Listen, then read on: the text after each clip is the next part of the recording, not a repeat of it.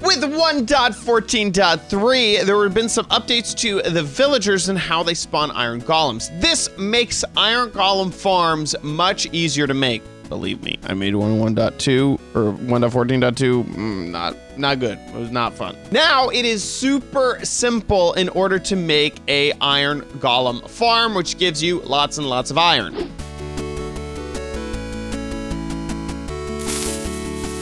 Now, there have been a lot of YouTubers who have done videos about how to make iron golem farms. I've looked at most of them, Doc, Lil Mango, RayWorks, Pixel Riffs. I've looked at, seriously, a whole bunch of guys, and my favorite is by RayWorks. So credit where credit is due. RayWorks' YouTube channel is in my description. Please go over there, check him out. At the moment, he only has like 53,000 subscribers. He does incredible stuff with the vanilla Java game. He does these awesome Twitch streams where he goes through like literally everything about the newest updates. He is like one of the go-to guys that I look at to see what is going on with Minecraft. So big shout outs to him. I'm going to be building his build. So he has a video about this, but he doesn't go into the details on how to do this in survival vanilla. So I am going to attack this iron farm at a completely different angle, which is make it all in survival with maybe a little bit of give commands here and there, but to show you exactly what you need to do if you're trying to make this in your survival world. This works on servers and it works on single player. So this is the farm that we are going to be making. It is super simple. As you can see, there just is not a lot to it. This is very, very, very easy to do in the beginning of your game. All you need is a tiny amount of iron for the cauldrons, which you could even steal from a village if there happens to be one nearby, and the iron for the hoppers. But this design really only uses as many hoppers as you want, and you could pull it off with just one hopper. You don't need this much. This is like a super expanded storage situation, so you don't even need that much, and everything else can be done with stone. And by the way, I'm using smooth stone in a lot of this. It doesn't need to be smooth stone, it can be cobblestone, and especially if you have a stone cutter, you can get all the blocks that you need. So here we are inside of Minecraft, and I'm gonna try to pull this build off in survival mode. So I think that I have all of the things. I'm going to list them and then edit in anything I forgot after I list them. So obviously you need some tools. Maybe good if you had some armor. I'm not going to do that at the moment. But you are going to need a few building blocks. You're going to need specifically some type of slab. This could be I would suggest some type of stone slab, not a wooden slab. But this could be the smooth stone slab or just a stone slab if you have the stone cutter already. You'll need 4 cauldrons. I suggest 2 trapdoors, although you don't need them. You'll need 3 beds, 5 fence gates, 1 bucket of lava, a bucket for transferring water. You'll need 5 water sources, so you could either make an infinite water source near you, or I have this lake behind me, so you can use that. And then you'll need a ton of torches. Also boats, 3 of them. You'll also need a name tag and an anvil to name it. Next, you'll need a place to build your iron farm. And I found this place right here. It's close to a village, so I can snatch some villagers from over there. But if you were building this next to your own base, it'd be pretty simple to do. You don't need to be near a village, is what I'm trying to say. And then finally, you just kind of want a big open area eventually. You just want, something that's large that you can deal with. The first step is actually to use all of these torches. You don't actually need to use exactly 4 stacks, but we're going to want to light up this area as much as we can because there's a few things that need to happen during the night, and we don't want our villagers to be attacked when they get here. So first step is to light up your build area. Okay, so this was me actually using 4 stacks of torches to light this area up, but we do want to make sure that we have a good perimeter around where we're going to be building, because we don't want any spooky, meanie people jumping in here and hurting our villagers, like I said before. Now I'm just going to go ahead and sleep and make it day. Now it is time to actually start building where this is going to be, and just make sure that it's in the big middle of a nice clear area. We are going to go up 1, 2, 3 blocks, just like this. And this block will be one of your cauldrons, just like that. Then you're going to go off of this block just by 1 and build 2 more right here. We're going to go off of here. Some of these are temporary, so just be aware.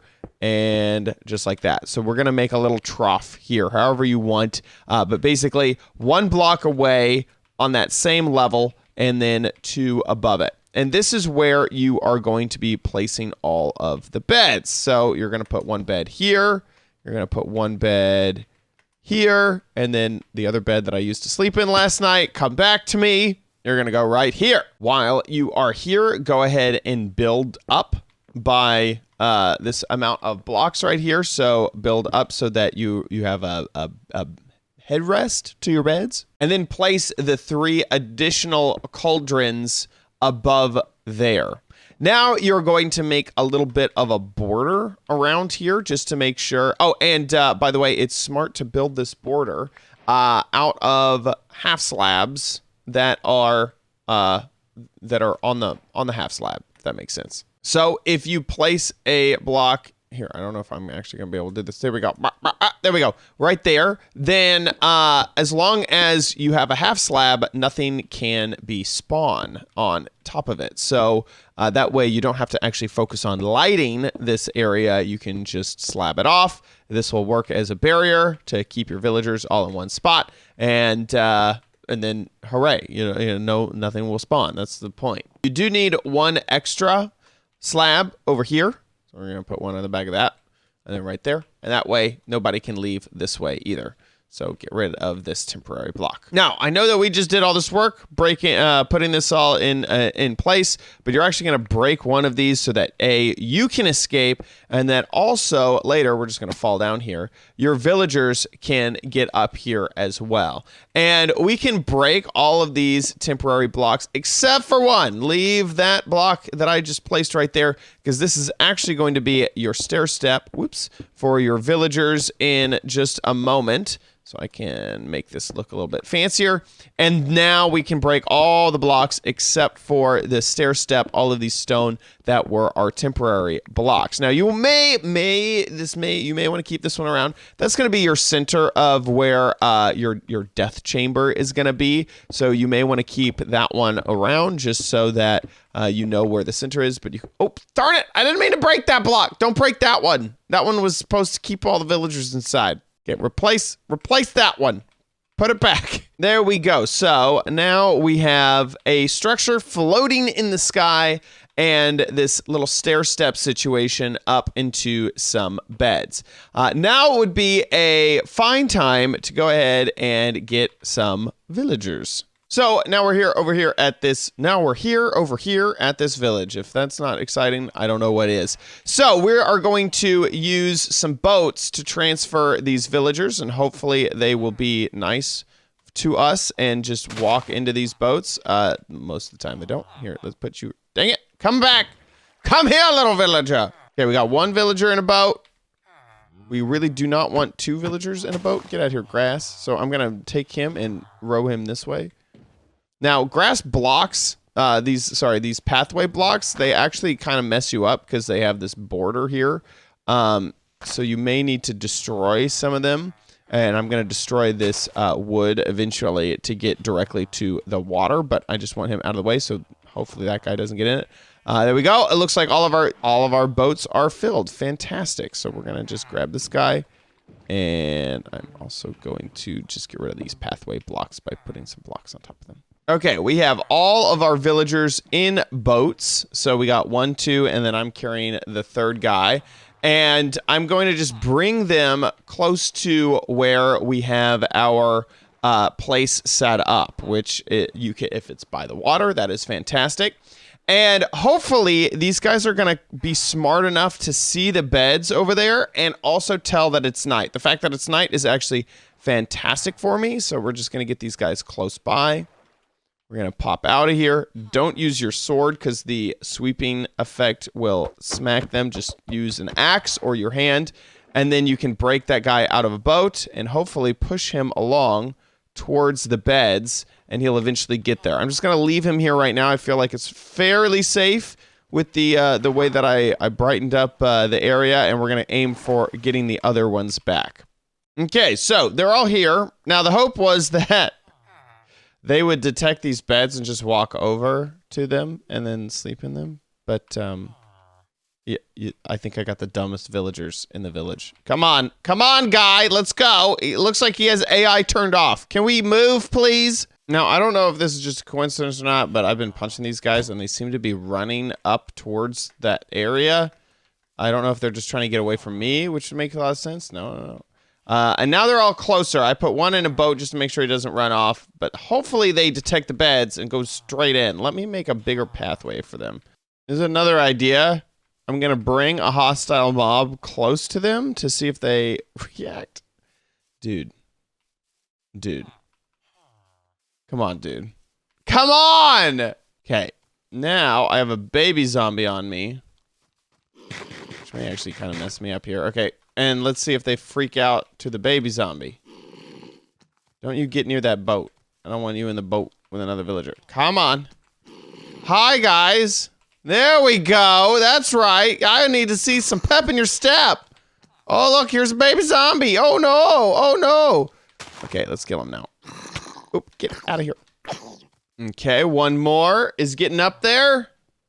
There we go. We just need this guy, and it is almost day, and I really need him to do it before it becomes day. Come on, let's go. Let's go. Yes. Okay, so as he is doing that, I'm going to get my blocks prepared to block them all off. There we go. Okay, so now they're locked inside of here. And this is going to be a little bit crude here. We're just going to put that there and that there. Perfect. Okay, so now our villagers are asleep and they are locked inside of their chamber. Now I had one villager that escaped, and I think that it's because I didn't destroy this quick enough. I didn't destroy the walkway fast enough. So if this happens to you, make sure you destroy the walkway fast enough. I'm just gonna time set night so I don't have to wait 20 minutes. But you would have to wait until it's 9 again. Now it is time to capture our zombie, and our zombie is going to be inside of this little cauldron right here. So we're just going to make a pathway up to there. And I'm going to make a second pathway up to there as well. And this one might be used for me in order to make sure that he is captured. The other thing that we're going to do is to make sure that he falls into this cauldron by placing down 2 trapdoors. One is going to be open that way. The other one, I placed down incorrectly. Come back. Is going to be opened that way. And that way, whenever a zombie walks towards these guys, he's going to fall directly in. Without it, it's a little bit hard to fall into a cauldron.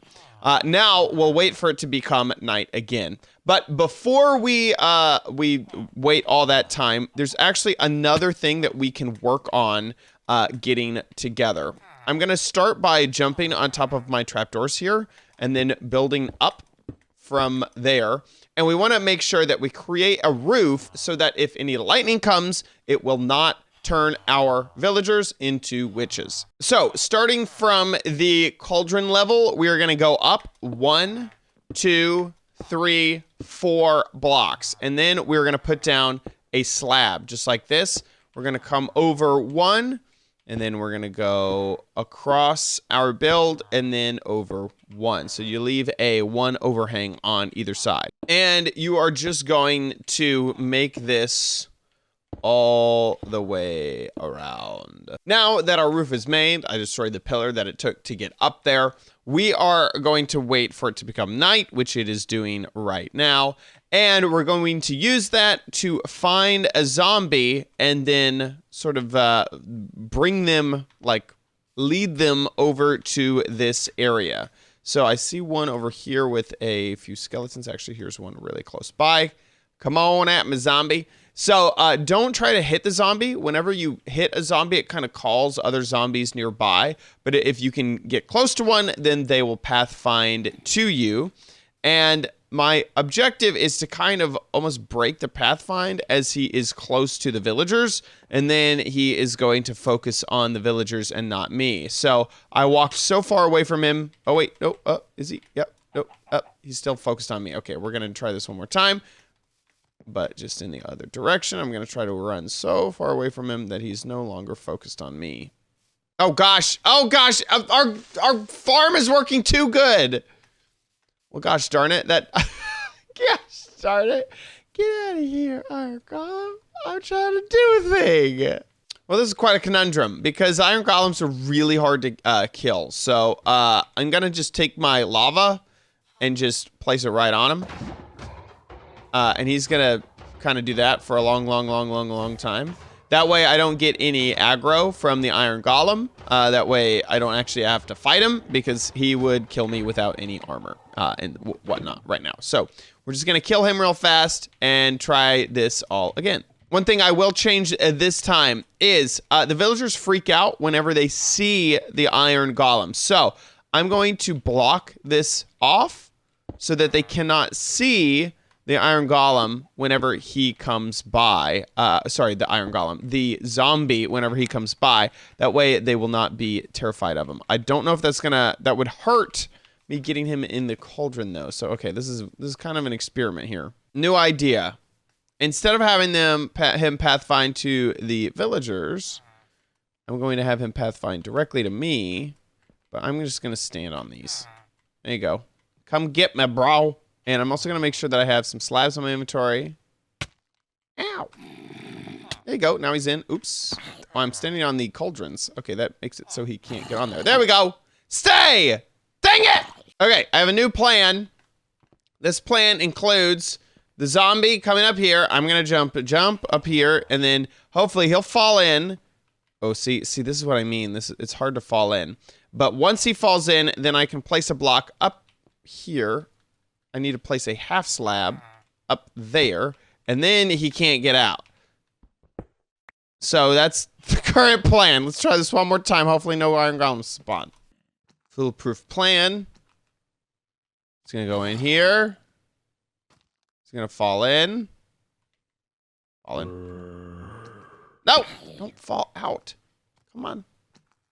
Also, don't y'all be making any Iron Golems.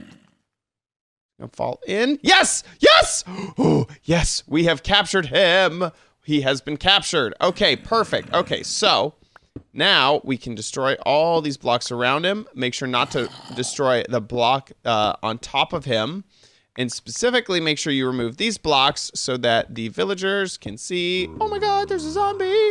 Holy cow, what are we gonna do? And already an Iron Golem has spawned once again. So now we need to make sure that this zombie does not despawn.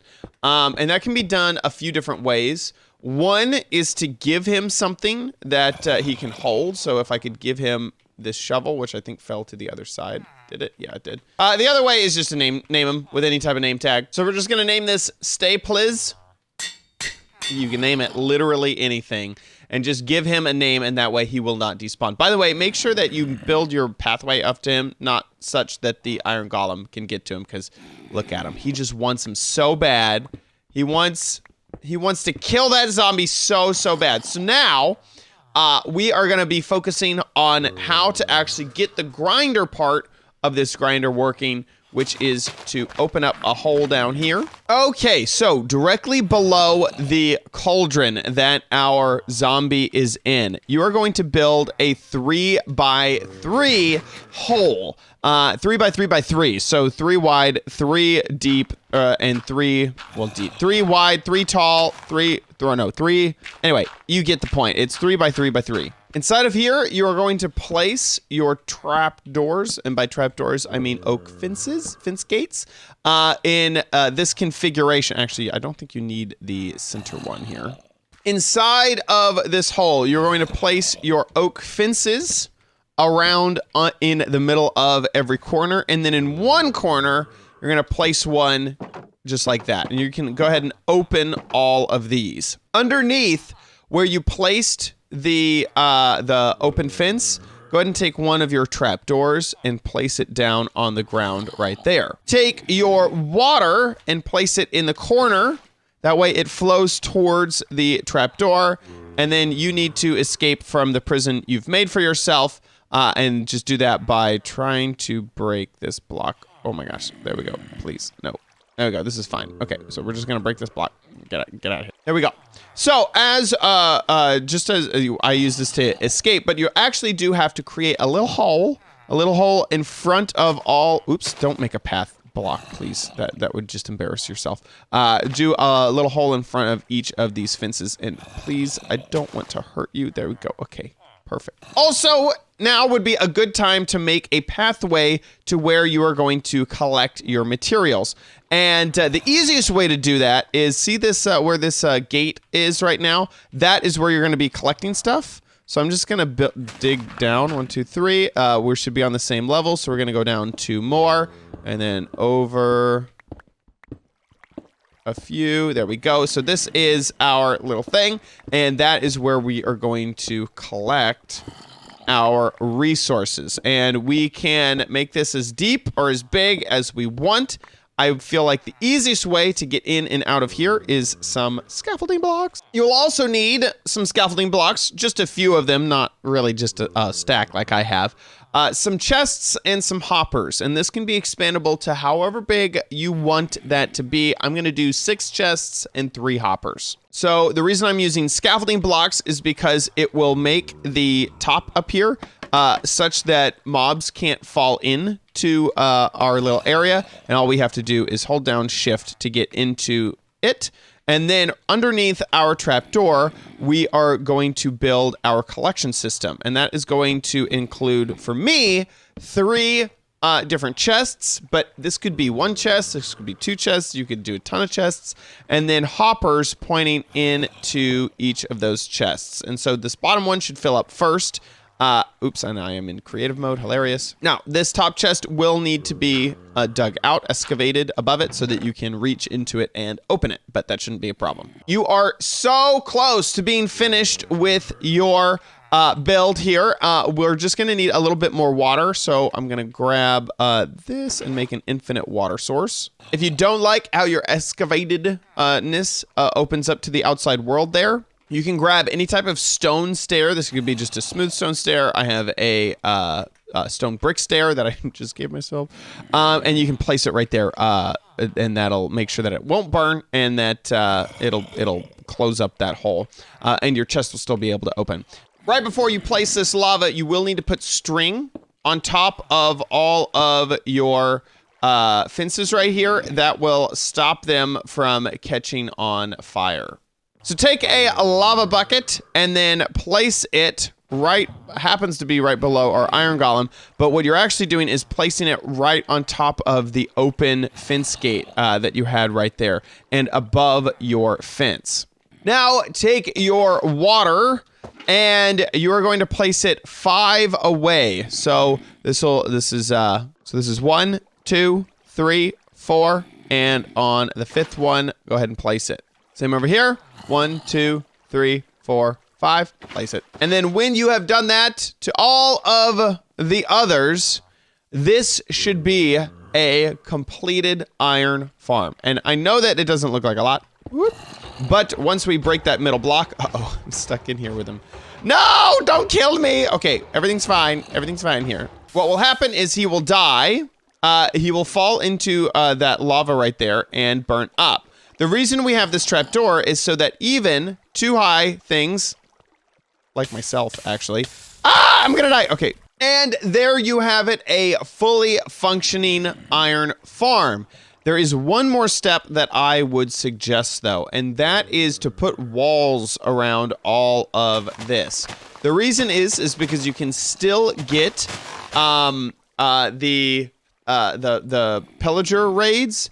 And those could attack your your poor villager friends. And also, because of the nighttime cycle, you could still get the occasional mob that comes in here and tries to attack. So if you build up walls, then everything will be fine. Make sure to build them in a large area.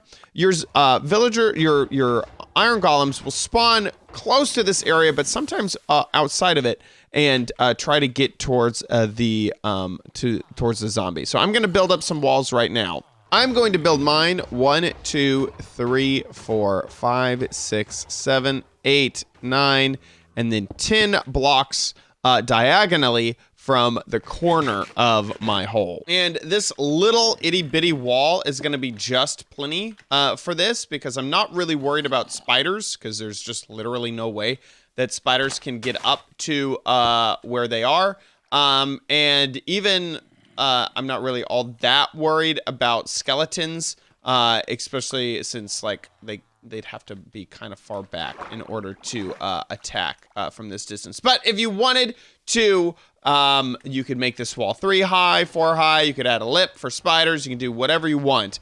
And just in the amount of time that I've just been goofing off here making this wall, let's see what we've got. We have 19 iron and a few poppies. So what I'm going to do is I'm going to go ahead and clear this out, and I'm going to let this run for an hour being in the area, and we'll see exactly how many we have. This design makes 320 ingots per hour.